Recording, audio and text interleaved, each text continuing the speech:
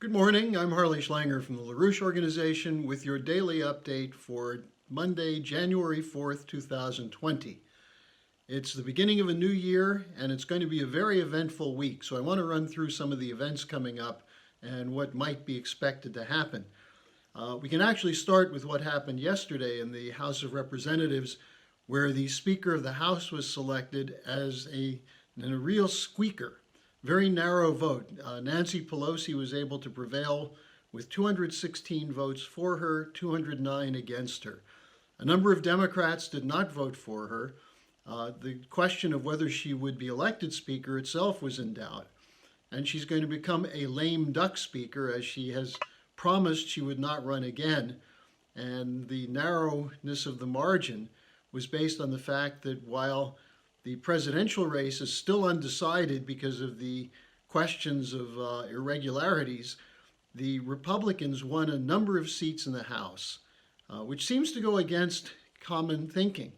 If you lose the presidency, how is it that the president was able to inspire more voters to come out to elect Republicans in the House, but they didn't vote for the president? In any case, Pelosi's presiding over a fractious party which has no direction. Not surprisingly, because Joe Biden is a directionless character.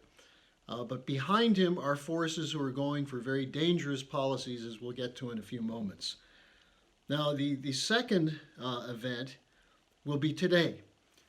This evening in London, the magistrate Vanessa Bareitzer will be issuing her ruling in the Julian Assange extradition case.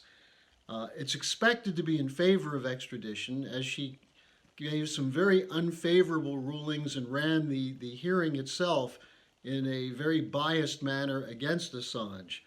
Now, if she does uphold the extradition to the United States, there'll be months or even years of appeals that will follow, during which time, unless something changes, Assange will be consigned to remain in the Belmarsh prison, where the UN Special Rapporteur on Torture, Niels Melzer, says he's being essentially submitted to torture. Now, the real issue here, what's at stake, is whether Obama's version of the Espionage Act will continue to be upheld in the criminalization of Assange. What did Assange do? He published documents which were leaked to him, which exposed war crimes committed under the Bush and Obama regimes. The question then is it illegal to expose illegal actions by governments? In the United States, we have something called the First Amendment, the freedom of the press. Is Assange going to be prosecuted and persecuted because he reported the truth, while the people who committed the illegal acts and the crimes against humanity be allowed to go scot-free? That's really the issue here. Criminalization of free speech and penalizing those people who report the truth is not the American way. If the extradition is upheld, it then falls to President Trump to go ahead and issue a pardon to Julian Assange to free him from the persecution to which he's been subjected. Now, then on Tuesday, we have the Georgia Senate runoff race. This will determine whether or not the Republicans control the Senate or whether it goes over to the Democrats. Interestingly, each Democratic candidate has received over $100 million in campaign contributions. Remember when the Democrats were against big money? Well, apparently when they can get it, they're not against it. It's a crucial election, and we'll see what happens there in the next 2 days. Then on Wednesday, we have probably the decisive event of the post-election period, when the Congress meets to certify the Electoral College decision. The Electoral College met on December 14th and voted and gave 307 electoral votes to Joe Biden, which, according to the way things go, that would make him the president. However, objections will be raised from the floor of the House and the Senate. As many as 140 Republican congressmen are prepared to challenge the certification of Biden electors in 6 states, Wisconsin, Michigan, Pennsylvania, Arizona, Nevada, and Georgia. And then there's one senator, Josh Hawley, a Republican from Missouri, who will object. And then there are 11 additional senators who will propose withholding certification until there can be an audit, a 10-day audit completed on these so-called contested states. Now, this is a crucial event because the media has insisted that there was no fraud, that these are baseless accusations. When you have almost 1,000 affidavits signed by people who witnessed irregularities, when you have the regular ballot stuffing that went on, which was observed, and which was observed in spite of efforts to make it impossible to observe. But then secondly, the bigger operation was the cyber fraud. Will that be investigated? Up to this point, because the courts have refused to take up these challenges, there have not been any interrogations of the people who signed affidavits. For the most part, the voting machines have not been inspected. And so the charges that it's all baseless are themselves baseless because there's been no investigation.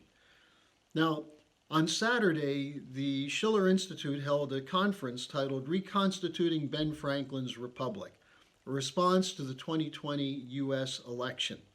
This is available to watch at the LaRouche organization website, and I'd urge you to go there. It's a long event, but it's packed with powerful testimony. It includes an overview that I gave at the beginning, connecting the Russiagate fraud, the intelligence operation against Donald Trump, to the vote fraud in 2020 election. That there's an unbroken chain, a criminal conspiracy for a regime change coup. And the people who could run the cyber fraud in the election on November 3rd are the same networks that were involved in the lies of Russiagate, targeting Donald Trump from the beginning of his presidency. Now, why must there be an investigation of the charges of fraud? Well, we had in our event on Saturday, we had legislators from Pennsylvania, Georgia, a former state senator from Michigan. We had poll watchers. We had a number of people who were involved in the election who explained why they were standing up to demand an investigation. And the primary reason they gave is that the confidence in the electoral process has been shaken. The fact that the media says it was legitimate doesn't make it legitimate. Polls show between 40 and 45% of Americans think there was some funny business with the election. Now, what that would mean if it's not investigated is that if Biden is certified, he will be coming into office with nearly half the nation thinking he's an illegitimate president. Now, given that this was a culmination of a 4-year criminal conspiracy against Trump, this must be investigated, and the people responsible for this must be brought up on charges. The same actors of Russiagate, including British intelligence and British cyber warfare experts, collaborating with Obama and Bush intelligence community officials and cyber warfare experts, were involved in the election count as well as the Russiagate story. So this must be taken up, and as Helga Zepp-LaRouche has been pointing out, what does it mean to other countries who look to the United States historically as a nation of free and democratic people to see that our election can be tampered with as a banana republic? That the same U.S. agencies that typically run regime change operations against other countries, including tainting their electoral processes, are now turned against the process in the United States. What does that mean? And that's why the legitimacy must be challenged. Now, finally, beyond this week, we have the whole question of the Great Reset coming up. The Davos crowd is planning a conference at the end of the month where they're going to try to push forward their idea for turning all power over credit, monetary policy, and spending to the central banks. If that happens, it means elections won't matter. What difference does it make who you elect to Congress if they have no control over the budget? So we're in a moment, in a month, where the future of the United States and the world will be determined. And the question is, will the American people be heard? Will there be an outcry? And not just an outcry, but a mobilization. And that's what's at stake. And over the next 2 days, before the Wednesday session in the Congress, call your legislators, call your congressmen, register your horror at the fact that the election was tainted by the same networks that for 4 years prevented Donald Trump from carrying out his mandate as president. So we'll be back tomorrow. We'll have the update, hopefully, on what happened in the Assange case and more news. So, and remember, go to the LaRouche organization website to watch the event from Saturday. I think you'll be quite moved by both the numbers of people and the kind of evidence that was presented. So thanks for joining me, and I'll see you tomorrow. As they used to say, hold the presses. We have an absolutely dramatic development, which is at odds with what I was reporting this morning, happily at odds. The judge in London denied the extradition of Julian Assange to the United States.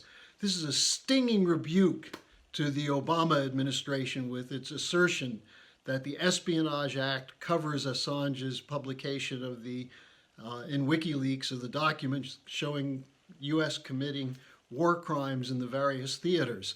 An absolutely important development. Now, it's expected that the U.S. will appeal it, although it's not 100% certain, although with the Justice Department still under the control of the deep state networks, they probably will. But this is absolutely a stunning development, given that the judge during the case had appeared to be absolutely hostile to the arguments made by Julian Assange. Delighted to hear that the principle of the First Amendment is upheld. We'll see more. We'll have more for you tomorrow. But I wanted to get this out to you immediately because this does demonstrate that perhaps 2021 will be an era of the beginning of an era of reason and a move toward a new paradigm. So let's see what happens now with the rest of the events this week, but this is certainly a good start to the new year. And I think everybody who's been mobilizing on behalf of Assange, on behalf of freedom of speech, and on behalf of prosecuting the real criminals, the ones who run these permanent wars, this is a good step in the right direction. So thanks, and I'll see you tomorrow.